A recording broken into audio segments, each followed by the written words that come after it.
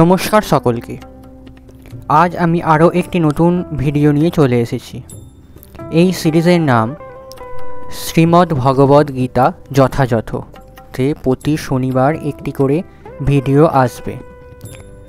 এই সিরিজে আমি আপনাদের বলবো শ্রীমদ্ ভগবদ্ গীতার প্রত্যেকটি শ্লোক এবং তার বাংলা অর্থ ও তর্জমা।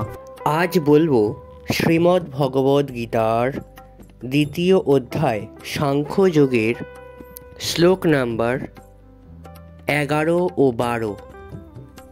শ্লোক নাম্বার 11। শ্রী ভগবান উবাচ আসশ্চন্যন্বশোষ্যস্যং প্রজ্ঞাবাদংশ্চ ভাষসে গতাসূন গতাসূঞ্চ নানো শোচন্তি পণ্ডিতা। অনুবাদ: পরমেশ্বর ভগবান বললেন, তুমি প্রাজ্ঞের মতো কথা বলছো, অথচ যে বিষয়ে শোক করা উচিত নয় সেই বিষয়ে শোক করছো। যারা যথার্থ পণ্ডিত তারা কখনোই জীবিত বা মৃত কারো জন্যই শোক করেন না। তাৎপর্য: ভগবান অবিলম্বে আচার্যের ভূমিকা অবলম্বন পূর্বক পরোক্ষভাবে অর্জুনকে মহামূর্খ বলে শাসন করলেন। ভগবান বললেন, তুমি প্রাজ্ঞের মতো কথা বলছো, কিন্তু তুমি জানো না যে প্রকৃত জ্ঞানী, যিনি জানেন দেহ কি ও আত্মা কি, কোনো অবস্থাতেই জীবিত অথবা মৃত দেহের জন্য শোক করেন না। পরবর্তী অধ্যায়গুলিতে ব্যাখ্যা করা হয়েছে, প্রকৃত জ্ঞান হচ্ছে সেই জ্ঞান যা জড় দেহ ও চেতনা আত্মার মধ্যে পার্থক্য নিরূপণ করে এবং উভয়ের পরম নিয়ন্তা ভগবানের সম্বন্ধে অবগত করে।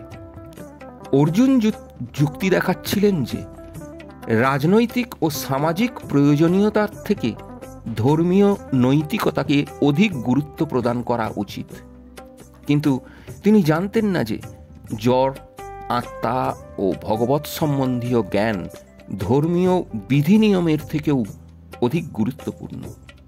আর যেহেতু তার সেই জ্ঞান ছিল না, তাই তার পাণ্ডিত্যের ভূমিকায় অবতীর্ণ হওয়া ছিল অনুচিত। যেহেতু তিনি পরম জ্ঞানের অধিকারী ছিলেন না, তাই তিনি অস্বচ্ছ বিষয়ে শোক করছিলেন। জড় দেহের জন্ম হয় এবং কোনো এক সময়ে তার বিনাশও সাধন হয়, তাই জড়দেহটি আত্মার মতো গুরুত্বপূর্ণ নয়। যিনি এই বিষয়ে অবগত তিনিই প্রকৃত জ্ঞানী এবং তিনি কোনো অবস্থাতেই জড়দেহের জন্য শোক করেন না।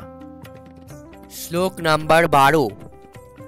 ন ত্বেবহং জাতো নাসং ন ত্বং নেমে জনাধিপ ন চৈব ন ভিষম্যঃ সর্বে বয়ামতো পরম।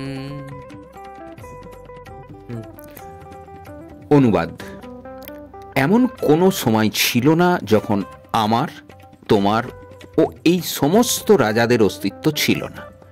ভবিষ্যতেও কখনো আমরা অস্তিত্বহীন হব না।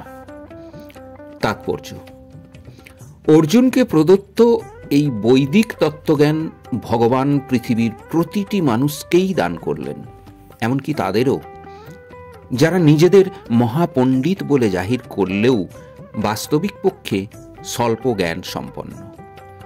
ভগবান স্পষ্টভাবে বলেছেন যে স্বয়ং তিনি, অর্জুন ও সেই যুদ্ধক্ষেত্রে সমবেত সমস্ত রাজারা সকলেই শাশ্বত স্বতন্ত্র জীব এবং ভগবান সমস্ত জীবকে তাদের বদ্ধ ও মুক্ত উভয় অবস্থাতেই নিত্যকাল প্রতিপালন করেন।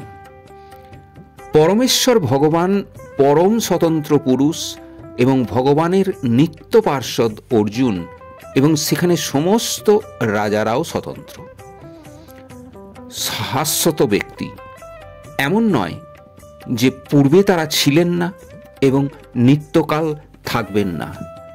তাদের ব্যক্তি স্বাতন্ত্র্য পূর্বেও ছিল এবং ভবিষ্যতেও নিরবিচ্ছিন্নভাবে তারা থাকবেন। তাই কারোর জন্য শোক করার কোনো কারণই নেই। শ্রীকৃষ্ণ বলেছেন তিনি অতীতেও ছিলেন এবং ভবিষ্যতেও থাকবেন। তিনি নানাভাবে তাঁর ব্যক্তি স্বাতন্ত্র্য প্রতিপন্ন করেছেন এবং ঘোষণা করেছেন নির্বিশেষ ব্রহ্মজ্যোতি হচ্ছে তাঁর অধীন।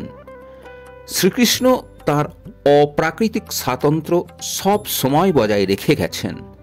যদি তিনি সীমিত সাধারণ চেতনা বিশিষ্ট বদ্ধ জীবাত্মা বলে মনে করা হয়, তবে পরম তত্ত্বজ্ঞান সমন্বিত শাস্ত্র হিসেবে তার ভগবদ্গীতার কোনো গুরুত্বই থাকে না। সীমিত জ্ঞান বিশিষ্ট ভ্রান্তিপূর্ণ সাধারণ মানুষ কখনোই পরম তত্ত্বজ্ঞানের শিক্ষা দিতে পারে না। আজ এই পর্যন্তই। ভিডিওটা কেমন লাগলো অবশ্যই কমেন্ট করে জানাবেন। ভিডিওটা ভালো লাগলে চ্যানেলটা সাবস্ক্রাইব করবেন, পাশে থাকা বেল আইকনটি প্রেস করে দেবেন, লাইক, কমেন্ট এবং শেয়ার করবেন। সম্পূর্ণ ভিডিওটি দেখার জন্য অসংখ্য ধন্যবাদ।